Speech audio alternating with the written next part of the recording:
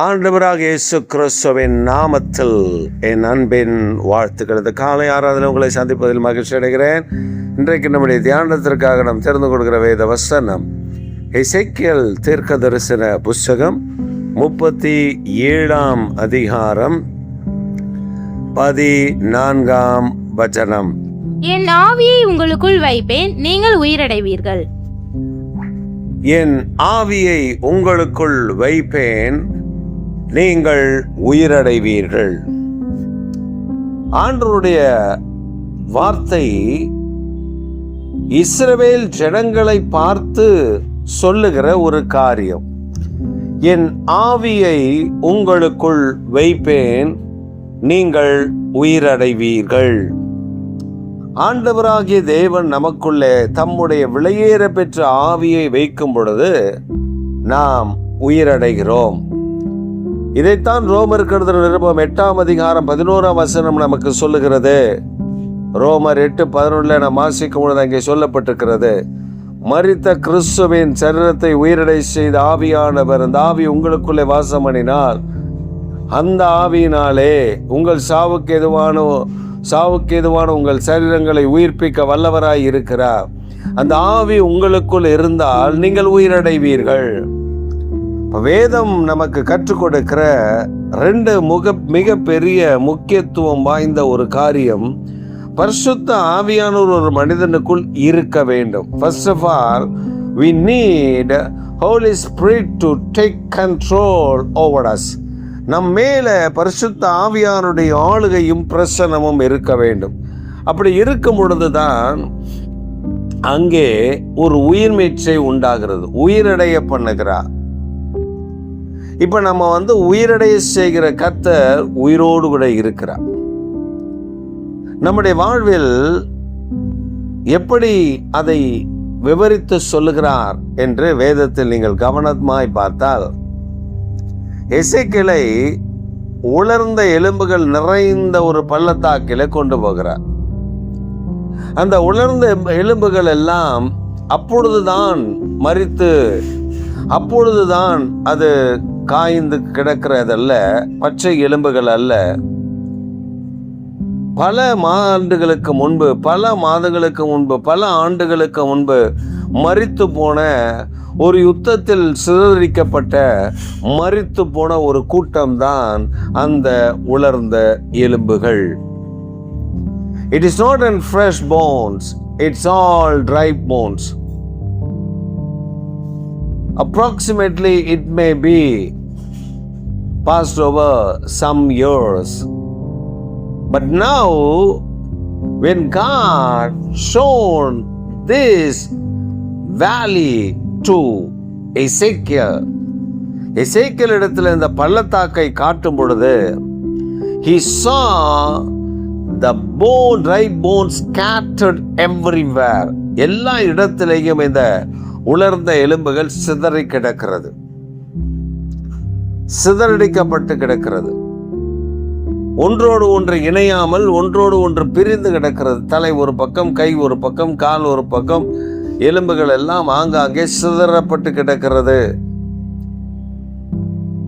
அதை வெட்டினால் ஒரே இடத்துல கிடக்க மாட்டார்கள். ஏனென்றால் பறவைகள், மிருகங்கள் அந்த சதையை தின்னும்.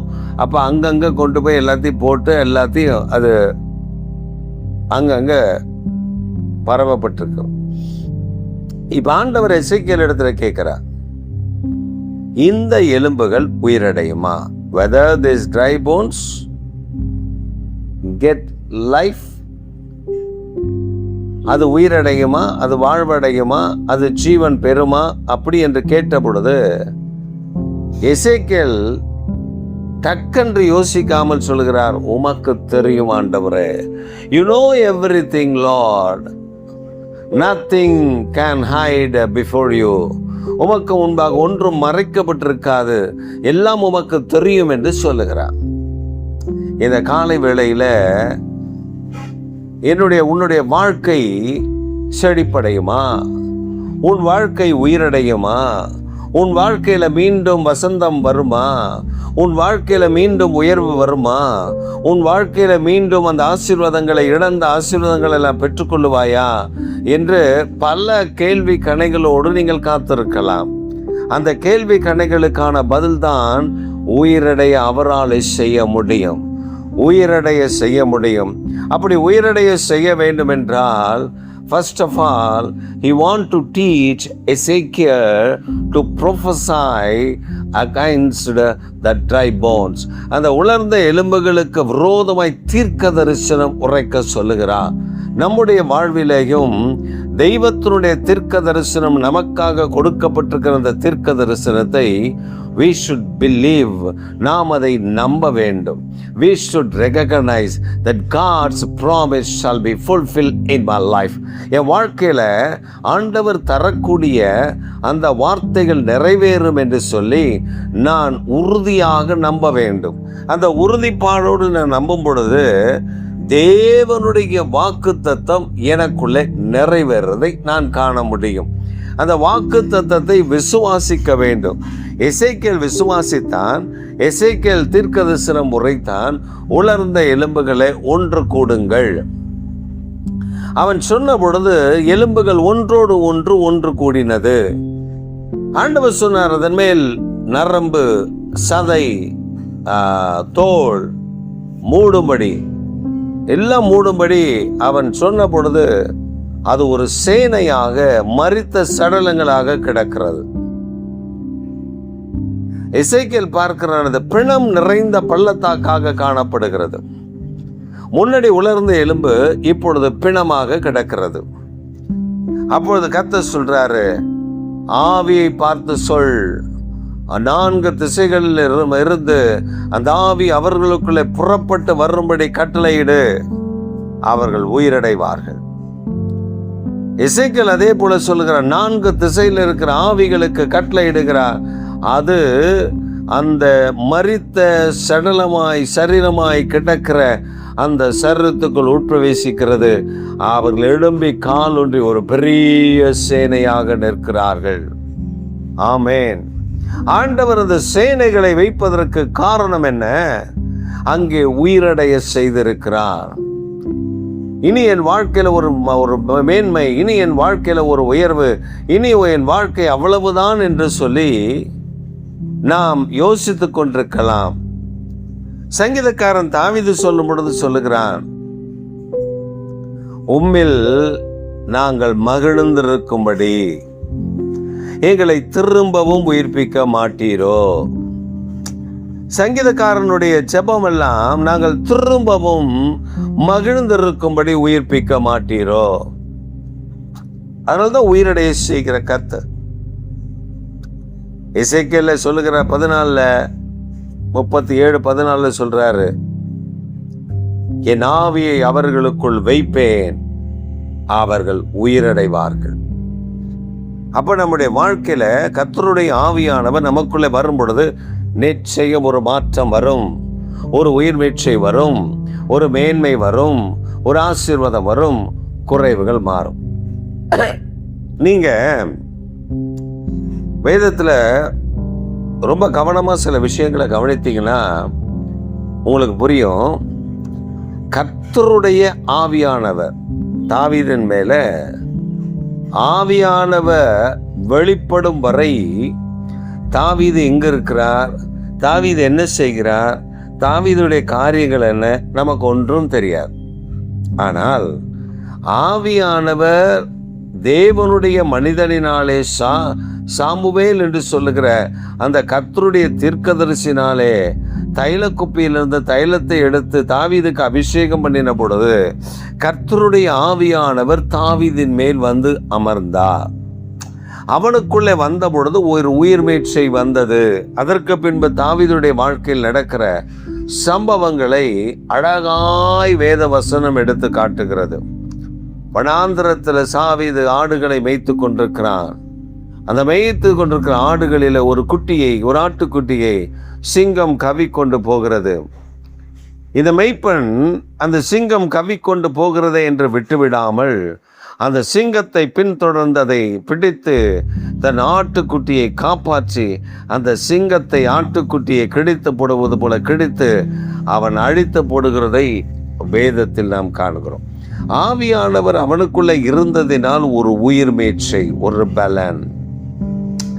இதே சங்கீதக்காரன் தாவீது சொல்லுகிறார், வனாந்திர வாழ்க்கையில் அவர் வாழ்ந்து கொண்டிருக்கும் பொழுது அவருக்கு வியாதிப்பட்டார், அவருடைய பலவீனம் இருந்தது. அப்பொழுது அவர் சொல்லுகிறார், அவன் கதை முடிந்தது, அவன் முடிந்து போனான், இனி அவன் இல்லை, அவன் எழும்புவதில்லை என்று என் சத்துருக்கள் சொல்லுகிறார்கள். ஆனால் கர்த்தரோ என்னை எழும்ப பண்ணினார், என்னை நிமிர செய்தார். எனக்கு கர்த்தர் செய்த நன்மைகளை நான் புறப்பட்டு போய் அவருடைய ஆலயத்தில் சொல்லுவேன் என்று தாவீது தன்னுடைய சங்கீதங்களில் எழுதுவதை நாம் காண முடியும். இந்த காலை வேளைகள் கர்த்தருடைய ஆவியானவர் உங்களுக்குள் இருந்தால், வைக்கப்பட்டால், நீங்களும் நானும் உயிர் மேற்றை அடைவோம். இப்ப நாம உயிரடையணும். உயிரடைந்தாதான் ஆண்டவருடைய திட்டத்தை நாம் நிறைவேற்ற முடியும்.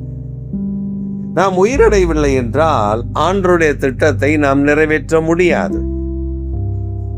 நாம் அநேகர் நம்முடைய சுய திட்டங்கள், நம்முடைய சுய லாபத்திற்காக போடப்படுகிற திட்டங்கள், இவைகளையே நாம் யோசித்துக் கொண்டிருப்போம். தேவ திட்டத்திற்கு நாம் நம்மை விட்டு கொடுப்பது இல்லை. பல நேரங்களில் நீங்க பாருங்க, இந்த பிசினஸ் எப்படி செய்யலாம், அந்த பிசினஸ் அப்படி செய்யலாம், இந்த பணத்தை எடுத்து அதில் போடலாம், அந்த பணத்தை எடுத்து இதில் போடலாம், இதை தான் நாம் யோசித்து கொண்டிருக்கிறோமே அல்லாமல் தேவ சமூகத்தில், தெய்வத்தினுடைய காரியத்தில், அவர் சமூகத்தில் அவர் முகத்தை நோக்கி பார்த்து, ஆண்டவரே நான் இதில் என்ன செய்ய வேண்டும் என்று கேட்பது இல்லை. கேட்கிறவர்கள் உயிரடைந்த மேலே வருகிறார்கள், கேளாதவர்கள் அந்த நிலையிலேயே அவர்கள் மட்டம் தட்டப்பட்டு விடுகிறார்கள். இப்ப நம்ம ஒரு பிசினஸ் ஆரம்பிக்கிறோம். அந்த பிசினஸ்ல நான் என்ன செய்யணும் ஆண்டவரேன்னு கேட்கணும். ஒரு திருமண காரியம், இந்த திருமண காரியத்திற்கு நான் இந்த மணமகனை, இந்த மணமகளை திருமணம் செய்ய உமக்கு சித்தமா என்று மணமக்கள்கள் தேவனிடத்துல கேட்க வேண்டும். ஒரு வேலை கிடைக்கிறது, இந்த வேலைக்கு நான் போகலாமா போகக்கூடாதா கேட்க வேண்டும். ஆவியானவர் நமக்கு மிக தெளிவாக, மிக மேன்மையாக, மிக உயர்வாக நமக்கு தருவார். சமீபத்தில் சென்னைக்கு ஒரு காரியமாக நான் போயிருந்த பொழுது அங்கே ஒரு மகள் என்னிடத்துல கேட்டான். என்ன கேட்டா, இன்டர்வியூ நான் போயிருக்கேன், 2 கம்பெனியில் என்னை இன்டர்வியூக்கு அழைத்திருக்கிறார்கள், நான் இன்டர்வியூ போயிட்டேன், எந்த கம்பெனியில் வேலைக்கு போனால் நல்லா இருக்கும், எனக்கு குழப்பமா இருக்கு, நீங்க ஜெபம் பண்ணுங்க, எனக்கு சொல்லுங்க.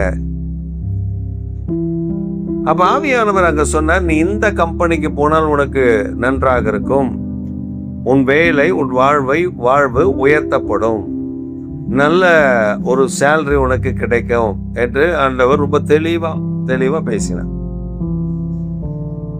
நீங்க பாத்தீங்கன்னா அதுக்கு மாறா காரியம் நடந்தது. கர்த்தர் சொல்லிட்டாரு, அதற்கு மாறா காரியங்கள் நடக்குது. அந்த முந்தின கம்பெனி வேண்டாம் என்று சொன்ன கம்பெனியில இருந்து முதல் இன்டர்வியூ வந்திருக்கு. அவளும் போயிட்டா. சரி என்ன நடக்குதுன்னு பார்ப்போம். போய் சர்டிஃபிகேட் வெரிஃபிகேஷன்லாம் பண்ணிட்டு அவங்க சொன்னாங்க, இப்போதைக்கு வேக்கன்சி இல்லை, நீங்கள் ஒரு 6 மாதம் வெயிட் பண்ணுங்க, அக்டோபர் மாதத்துக்கு மேலே வாய்ப்பு இருந்தால் உங்களுக்கு அங்கே ஒரு வாய்ப்பு கொடுக்கப்படும் அப்படின்னு சொல்லி அவர்களே அவங்க கிரிப்புக்குள்ளே வைத்து கொண்டார். இப்போ அடுத்த கம்பெனியில், அந்த கம்பெனியில் ரொம்ப போராட்டத்தின் நடுவில் அவர்கள் இன்டர்வியூ கூப்பிடுகிறார்கள். அங்கே போன பொழுதும் அவர்களுக்கு அந்த சர்டிஃபிகேட் வெரிஃபிகேஷன்லாம் இருந்தது. அப்புறம் அவங்க சொன்னாங்க, நீங்கள் 45 நாள் ட்ரைனிங் எடுக்கணும், அதற்கு பின்பு தான் நீங்கள் வேலையில் ஜாயின் பண்ண முடியும். பாருங்க, கர்த்தர் சொன்ன கம்பெனியில உடனே நீங்க ஜாயின் பண்ணிக்கோங்க, அந்த காரியத்தை கற்றுக்கொள்ளுங்க, நீங்கள் வேலை செய்யலாம். ஆனா அங்க அப்படி இல்லை. அந்த கம்பெனியில you have to wait for 6 months. அப்போ இவ பார்த்தா சேலரி அங்கேக்கும் இங்கேக்கும் கொஞ்சம் தான் டிஃப்ரென்ஸ். சரி, இங்கே நம்ம ஜாயின் பண்ணிடுவோம் அப்படின்னு. ஏன்னா வேலை கிடைக்குதுண்ணா, வேலையெல்லாம் வீட்டில் சும்மா இருக்கிறேன்னு சொல்லிட்டு அவள் இதில் ஜாயின் பண்ண பொழுது, இப்போ நீங்கள் அந்த பிள்ளைய கேட்டிங்கன்னா அவள் சொல்லுவா, கர்த்தர் எனக்கு ஞானத்தையும் கிருபையும் தந்திருக்கிறா. எப்போ அந்த டீம் அது ஒரு டீமாக ஜெல்லாகி நல்லா வேலைகளை கற்றுக்கொள்ள ஆரம்பித்தார்கள். இப்பொழுது அவர்கள் தேறினவர்களாய் மாறிவிட்டார்கள். இப்போ இன்னொரு கம்பெனிக்கு போயிருந்தா 6 மாதம் வெயிட் பண்ணணும். அதுக்கப்புறம் அவளுக்கு அங்கே ட்ரைனிங் கொடுப்பாங்க. அதுக்கப்புறம் அந்த பிள்ளைக்கு வேலை கொடுப்பாங்க. அவள் சேலரி வாங்குறதுக்கு அடுத்து ஜனவரி மாதம் ஆயிரும். இங்கே அப்படி அல்ல. அப்போ நம்ம தேவனிடத்துல விசாரிக்கணும், உங்க ஆவி என்னை நடத்தட்டும். பரிசுத்த ஆவியானவர் என்னை நடத்த நான் என்னை ஒப்பு கொடுக்கணும். பரிசுத்த ஆவியானவர் நடத்த நான் ஒப்பு கொடுக்காம மாம்சம் நடத்த, மாம்சத்தின் எண்ணங்கள் நடத்த, மாம்சத்தின் சிந்தனைகள் நடத்த, மாம்சத்தின் காரியங்கள் நடத்த நான் என்னை விட்டு கொடுத்தால் நிச்சயம் நான் தோல்வி அடைவது நிச்சயம். மெய்யாகவே நான் பெரிய தோல்வியை சந்தித்து விட நேரிடும். எனவே இந்த காலை வேளைகள் நீங்கள் அறிந்து கொள்ள வேண்டிய ஒரு காரியம், ஆவியை நான் வைப்பேன், நீங்கள் உயிரடைவீர்கள்.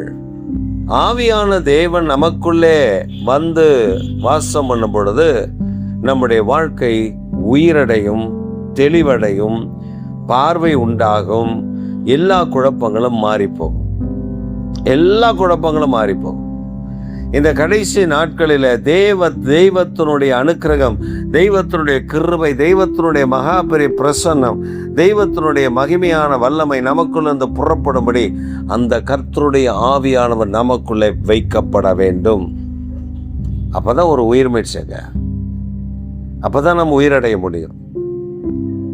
என் வாழ்க்கையில சரீரம் செத்து போய் கிடக்கிறது, அது உயிரடையுமான பரிசுத்த ஆவியானவர் நமக்குள்ள வைக்கப்பட்டா உயிரடை. ஆவியானவருடைய வல்லமை நமக்குள்ள இறங்கி வந்துட்டா உயிரடை. ஒருத்தர் சொன்னாரு, அவருடைய வாழ்க்கையில ஒரு பலவீனம், ஒரு பிரச்சனை, ஒரு போராட்டம், ஒரு நெருக்கடி. அப்ப கர்த்தருடைய வசனம், அவருடைய வார்த்தையை நம்பி ஆவியில நிரம்பி ஜெபித்த பொழுது அந்த வியாதி மறைந்தது என்று சொல்லுகிறார். அந்த வியாதியிலிருந்து கர்த்தர் என்னை குணமாக்கினார் என்று சொல்லுகிறார். இந்த காலை வேளையில வரக்கூடிய ஆபத்துகள், வரக்கூடிய நெருக்கடிகள், வரக்கூடிய பிரச்சனைகள் எல்லாவற்றிலிருந்து பரிசுத்த ஆவியானவர் நம்மை பாதுகாத்து கொள்ள போதுமான தெய்வமா இருக்கிறார். பரிசுத்த ஆவியானவர் நம்மை காத்து வழிநடத்த உண்மையுள்ள தெய்வமா இருக்கிறார். அதனால இந்த பரிசுத்த ஆவியானவரை நாம நமக்குள்ள காத்து கொள்ள வேண்டும். வேதத்துல சொல்லப்பட்டபடி நம்முடைய வாழ்க்கை உயிரடைய வேண்டும். இந்த உயிர் மீட்சை வரும் பொழுதுதான் கர்த்தருக்காக எழும்பி பிரகாசிக்க முடியும். கர்த்தருடைய செய்கைகளை நாம் காண முடியும், செய்ய முடியும், நடப்பிக்க முடியும். நம்முடைய வாழ்க்கையில் வரவேண்டிய ஆசீர்வாதங்களை எல்லாம் பெற்றுக்கொள்ள முடியும்.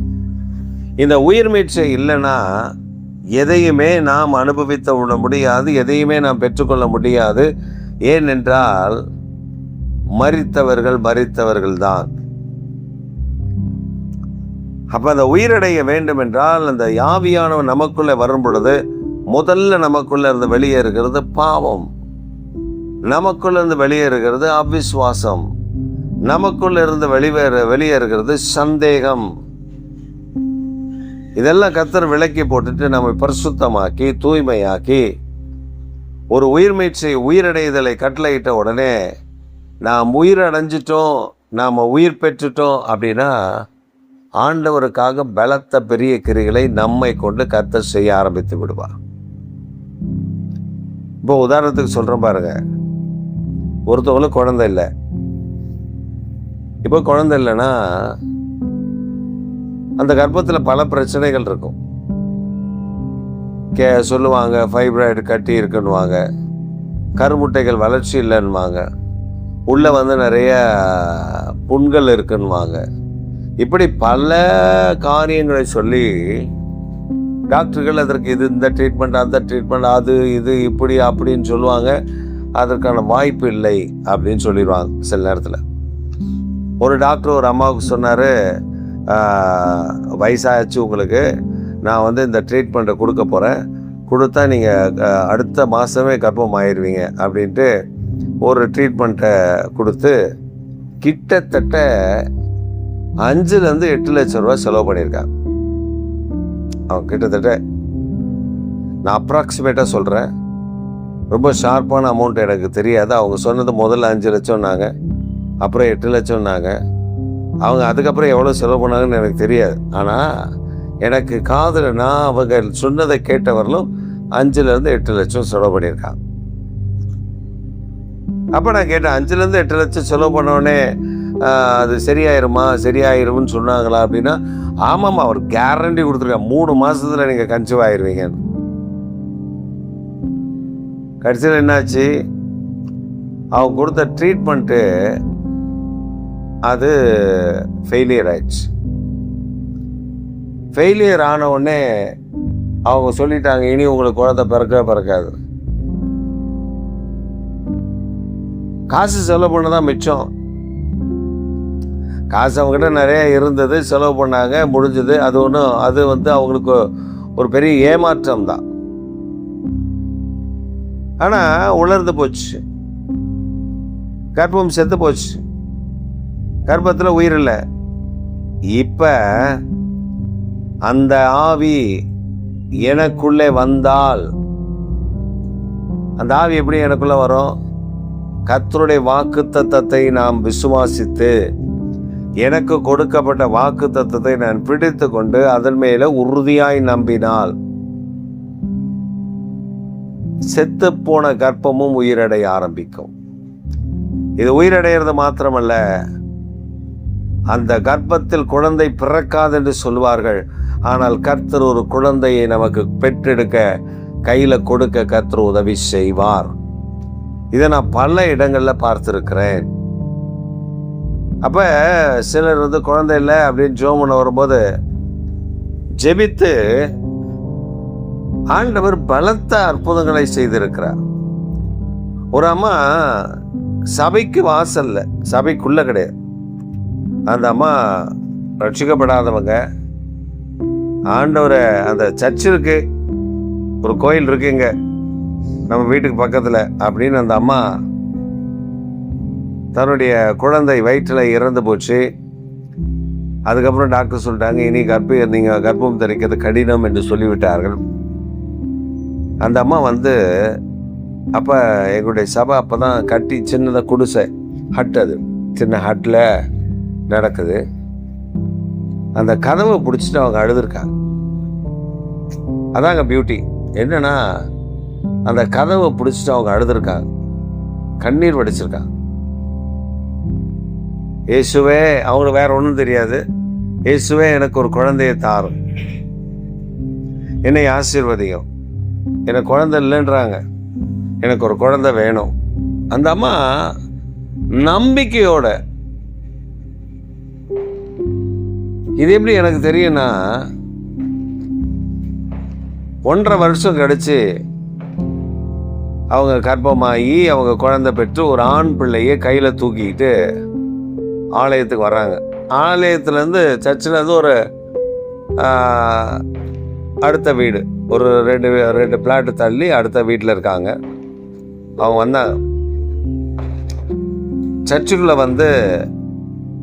அவங்களுக்கு தெரிந்தபடி நாங்கள் ஏதாவது செய்யணும், 2 மெழுகுவர்த்தி வாங்கிட்டு வந்திருக்கோம், நான் மெழுகுவர்த்தி வாங்கி வைக்கிறேன்னு வேண்டிக்கிட்டேன் அப்படின்னு சொல்லிட்டு வந்தாங்க. அங்கே சிலையெல்லாம் ஒன்றும் இல்லை, சிலுவை மர சிலுவை மட்டும் இருக்கும், சிலுவை இருக்கும் உள்ள, அவ்வளோதான். அவங்க கொண்டு வந்தாங்க, 2 மெழுகுவர்த்தியை கொண்டு வந்தாங்க. வச்சுட்டு முட்டி போட்டு ஏசப்பா நன்றின்னு சொல்லிட்டு போனாங்க. எனக்கு பெரிய ஆச்சரியம் என்னென்னா, அப்போ தான் அவங்க சொன்னாங்க, அந்த கதவை பிடிச்சிட்டு நான் அழுது ஜெபம் பண்ணேன், ஏசப்பா கிட்ட கேட்டேன், எனக்கு கொடுத்துருக்காரு குழந்தைய அப்படின்னு குழந்தைய காமிச்சாங்க. அந்த குழந்தைக்கு அப்போ 6 மாதத்துக்கு மேலே இருக்கும். பாருங்க, உயிர் அடையாது இல்லை என்று சொன்னாலும் தேவ சமூகத்தில் வந்தால் உயிரடைய செய்கிறது கர்த்தர். இன்றைக்கு நீங்கள் கூட ஏதோ ஒரு காரியத்தில் சோர்ந்து போய் உயிரடையாமல் என் வாழ்க்கையில் இதை தள்ளி போட்டுக்கிட்டே இருக்கு, தோல்வி அடைஞ்சிட்டே இருக்கேன்னு நினைக்கிறீங்களா? உங்களுக்கு தான் கர்த்தர் இன்றைக்கு பேசியிருக்கிறாரு. நீங்கள் ஆவியானவர் உங்கள் நடுவில் இறங்கி கர்த்தருடைய தேவனாகிய கர்த்தர் உங்களுக்குள் ஒரு ஆவியை வைப்பார், பரிசுத்த ஆவியை உங்களுக்குள்ளே அனுப்புவார். நீங்கள் உயிரடைவீர்கள், அந்த உயிர் மீட்சியை பெற்றுக்கொள்ளுவீர்கள். ஜெபிப்போமா? எங்கள் சர்வ வல்லமுள்ள தேவனே, எங்கள் நித்திய பிதாவே, உம்முடைய குமாரனாக இயேசு கிறிஸ்துவின் நாமத்தில் ஆவியான தேவனே, இன்றைக்கு ஜெபிக்கிற உம்முடைய பிள்ளைகள் தோல்வி அடைந்து சோர்ந்து போகாதபடி கர்த்தர் ஒரு அற்புதம் செய்து ஆண்டவருடைய குணமாக்குற வல்லமை இறங்கி ஆண்டவருடைய உயிர் மீட்சியை அடைய செய்ய வேண்டும் என்று நாங்கள் ஜெபிக்கிறோம். உயிரடைய செய்யுங்கப்பா. உமக்கு ஸ்தோத்திரம் ஆண்டவரே, உமக்கு நன்றி சொல்லுகிறோம். தேவ கரம், தேவனுடைய கிருபை, தேவனுடைய பிரசன்னம் கொடுந்து வழி நடத்திட்டோம். ஒவ்வொரு மேலும் உடைய கிருபையின் கரம் கூட இருக்கட்டும். அவர்கள் உயிரடைந்து சாட்சியாக இடம்பி பிரகாசிக்க கிருபதாரும். இயேசு கிறிஸ்துவின் நாமத்தில் ஜெபிக்கிறோம் ஜீவனுள்ள நல்ல பிதாவே, ஆமென். என் ஆத்துமாவே கர்த்தரை ஸ்தோத்திரி, என் முழு உலமே பரிசுத்தமுள்ள நாமத்தை ஸ்தோத்திரி. என் ஆத்துமாவே கர்த்தரை ஸ்தோத்திரி, கர்த்தர் செய்த சகல உபகாரங்களையும் மறவாதே. ஆமென். ஆம்.